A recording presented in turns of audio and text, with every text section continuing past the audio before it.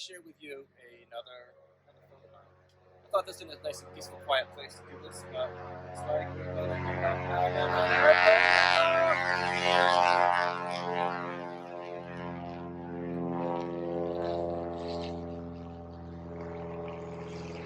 Alright, start over. Take two.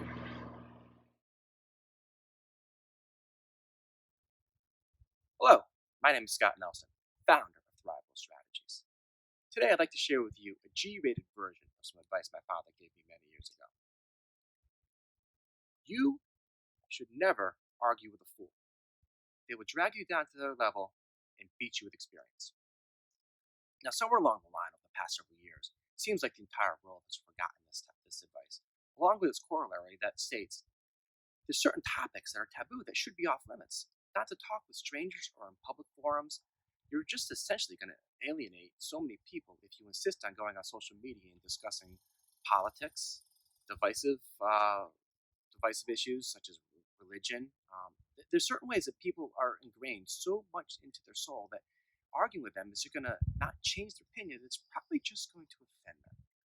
So, along those lines, I'm going to break my rule I just stated. I'm going to say something. Basically, I'm licensed across the country. I've got clients in over a dozen states, and next thing I'm going to say could be the most controversial thing. I am a New England Patriots fan. I'm sorry. So we can argue about this privately. I'm not going to bring it to social media. The reason I bring up the Patriots is I always think back to Super Bowl 51. That is the Super Bowl they played the Atlanta Falcons. And if you remember, it's when the Patriots came back from 25 points down.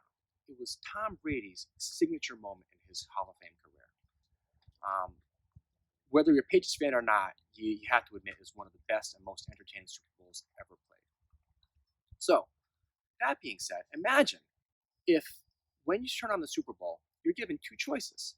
One channel that is broadcast out of Georgia. It has all these panelists that are humongous supporters of the Atlanta Falcons. On the set, it's beautifully set up. They have boxes and graphics and whatnot. And all these panelists are arguing for the entire Super Bowl about topics such as the Patriots cheat, the Flakegate, Spygate, so-and-so is not the greatest of all time. You know, all the different topics. And they love it. It's very entertaining. The problem, though, is there was nobody on that set who was arguing with them. They all agreed.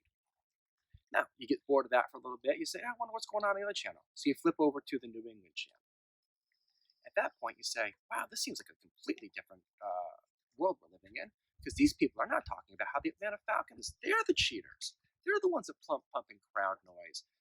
So-and-so got arrested for domestic violence. So-and-so got drunk driving incidents. And the whole while, you have not watched one play in the Super Bowl. You completely missed the entire action on the field. And I equate this to what's going on right now, where if you watch half hour of one channel versus half hour of another channel, it's almost like the worlds are parallel and they don't ever cross. Now, I'm not saying put your head in the sand and not watch what's going on, but I am saying what you have to do is you have to diversify where your news is coming from.